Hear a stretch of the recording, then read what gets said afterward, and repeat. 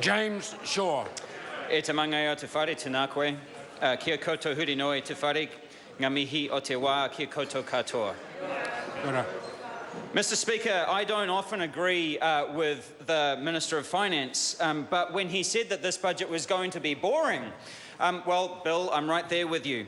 We've all been waiting for the big idea, the deep raid into opposition territory, the headline-grabbing idea that was going to, grab the headlines for the next few days. Well, where is it? Mr. Speaker, when New Zealanders needed homes, this government has given us toilets. The extent of this government's vision for New Zealand is $40 million worth of toilets for tourists and presumably those New Zealanders who are sleeping in cars. Budget 2016 has shown yet again that in response to the great challenges facing our nation, all this government is willing to do is to plaster over the cracks when they could have been building houses. For 8 years now, we've had a government that has put together its budgets on the basis of what polls well, rather than what will fix the problems that we face. This eighth, and with any luck, second to last budget shows just how much this government's first and only true commitment is to stay in power. Their only vision for New Zealand is that it continues to be governed by the National Party. Mr. Speaker, today the government could have used its considerable powers to solve the great challenges facing New Zealand, to leave a legacy, not just a length of tenure. But it has chosen not to. This government has done as little as possible, rather than everything it can. Budget 2016, as with every other budget for the last 8 years, tries to make it look as if the government is changing things for the better, when all it's doing is preserving the status quo. This government is the political equivalent of Milli Vanilli lip-syncing when they should have been leading. This budget does not solve the housing crisis, but it does pretend to. It does not create the sustainable, clean jobs that New Zealand needs, the ones that will pay enough for families to thrive, but it pretends to. It doesn't protect our rivers or our wildlife, but it pretends to. So what will be John Key's legacy? What will be remembered about this national government and how it used the enormous powers that New Zealand gave it to create lasting and meaningful change? Well, what have previous Prime Ministers left us? Michael Joseph Savage was the architect of the welfare state. Peter Fraser created a world-class education system. Keith Holyoake abolished capital punishment not because it was the popular thing to do at the time, and it wasn't, but because it was the right thing to do. David Lange, Nuclear-Free New Zealand. Helen Clark gave us KiwiSaver, Working for Families, and the Super Fund. And John Key's government? It'll be remembered for this. It'll be remembered for record numbers of homeless people, for children suffering from third world diseases because of the condition of their homes, for the biggest decline in home ownership ever. 2/3 of our rivers so polluted that they are not safe to swim in. The highest ever rate of greenhouse gas emissions, native wildlife inching closer to extinction, and the conservation estate crumbling. After 8 years and 8 budgets, National has squandered the opportunities to create a meaningful legacy, one that leaves New Zealand in better shape than it inherited it. National has chosen to do as little as possible, rather than all we can. Mr. Speaker, the Green Party had 3 big hopes for Budget 2016. First, that it would fix New Zealand's housing crisis, give first home buyers a look-in, and get homeless families out of cars and into houses. Second, that it would herald the start of a transition to a low-carbon economy with jobs that pay enough for families to thrive. And finally, that it would save our endangered wildlife, clean up our rivers, and cut our greenhouse gas emissions. So let me take a look at how Budget 2016 stacks up against these 3 concerns, these 3 transformational shifts that the country and the economy needs to take. Mr. Speaker, on our first measure, that this budget would fix the housing crisis in New Zealand, this budget is a fail. I cannot see a single new State House in this budget or any meaningful steps to enable young families to move into their first home. There is not one new initiative to make homes more affordable for those who don't already own one, or two, or 11. And when more homes need insulating to keep kids healthy and safe, Budget 2016 has the smallest allocation for home insulation in years. The other day, the Minister for Social Housing, Paula Bennett, said that there was a housing crisis for some people. Well, she's right. It's a crisis for people who don't already own their first home. It's a crisis for people who aren't millionaires. It's a crisis for people who aren't the children of millionaires. It's a crisis for the governors of the Reserve Bank, who point to our present housing bubble as the single greatest threat that our economy currently faces. And it is a crisis for families that are living in cars and garages. Mr. Speaker, over the last few weeks, we've all been affected by the daily stories of families, many living with parents working minimum wage jobs, who are not just locked out of the housing market, they're locked out of a house. Families like mother of three Rhiannon, who joined us last week at the launch of the Green Party's policy to free up Housing New Zealand to respond to the emergency that's facing us. Ms. Bennett says that the homeless have always been with us. Well, that may be true, but only once before in our history have so many New Zealand families been forced onto the street. It was during the Great Depression. And guess what happened next? New Zealand elected the first Labour government and a Prime Minister, Michael Joseph Savage, who built thousands and thousands of state houses. It was an heroic effort to make sure that at the very least, every New Zealander had a roof over their heads. They made no excuses about how the homeless have always been with us. They weren't interested in plastering over the cracks to make it look like they were addressing the problems, whilst at the same time doing everything that they could to appease the property investors' lobbyists. They actually wanted to solve the problem. That was their vision. That was their commitment. It was not just a commitment to staying in power for its own sake, but in using government to transform the country for the better. But this government will not do that. And that means that while one set of Kiwis is growing wealthier at a staggering pace, the homeless families that are the victims of this crisis are now in debt to the very government agency that is supposed to be helping them out.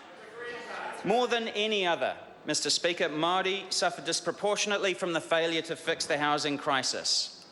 Their challenges will not be solved by treaty settlements alone. Good social policy is also needed. National pretends that there's nothing that we can do other than to build more houses on farmland on the edges of Auckland.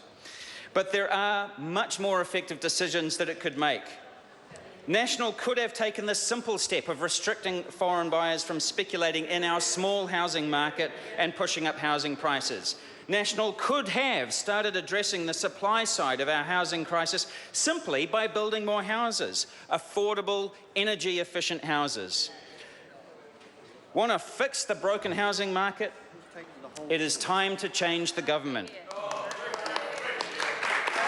It is time to put families first, to ensure that every New Zealander has a warm, safe house to call their own. As Mickey Savage knew, the government has the power and the money to ensure that every New Zealander lives in a warm, dry, safe home. National just lacks the will.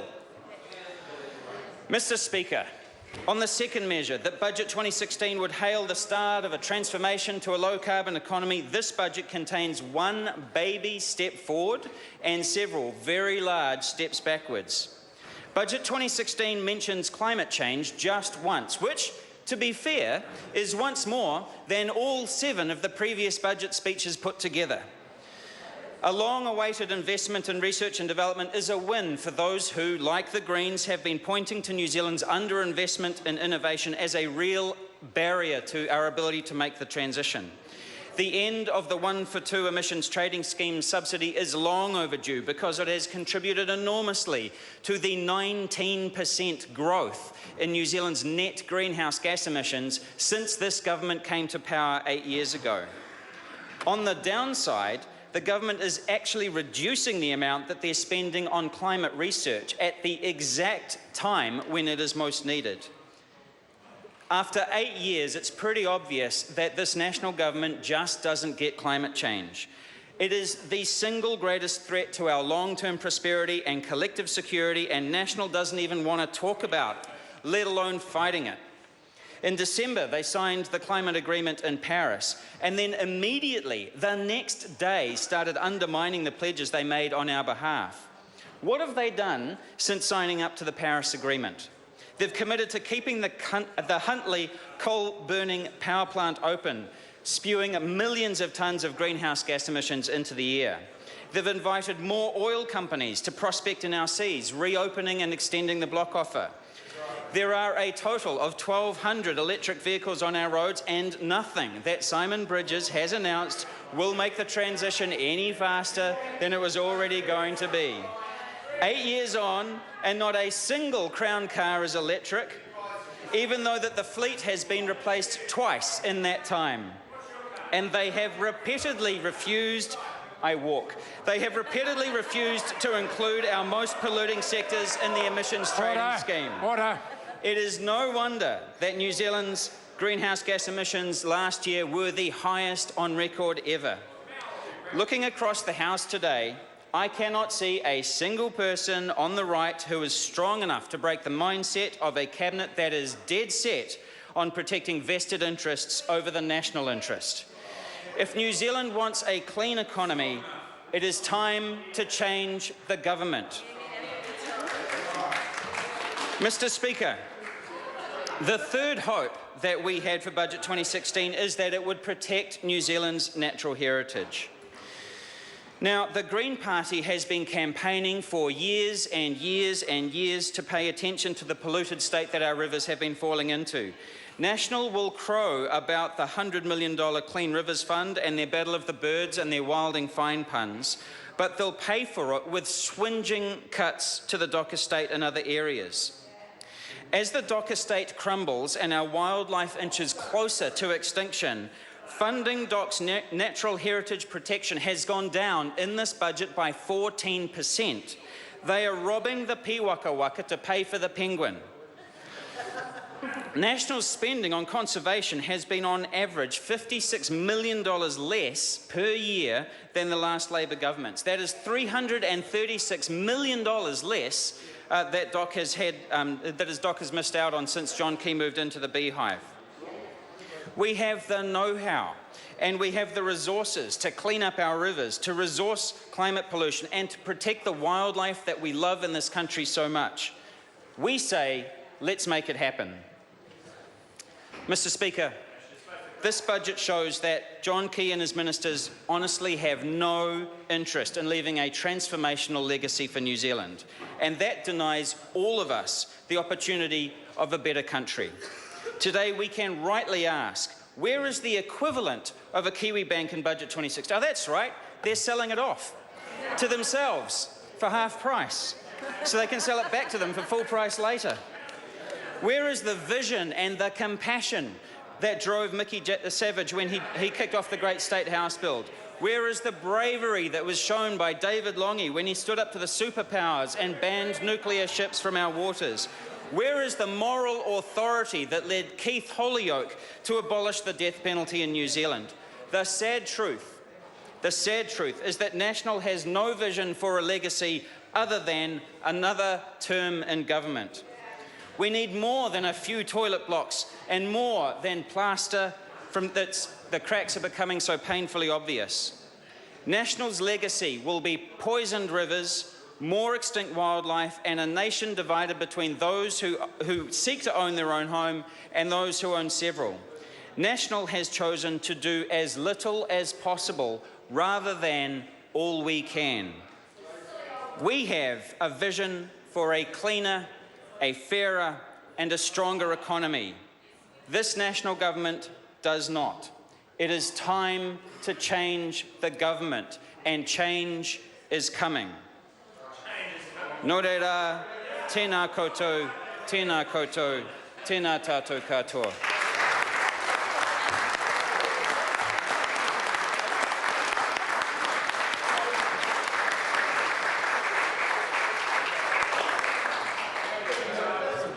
Speaker.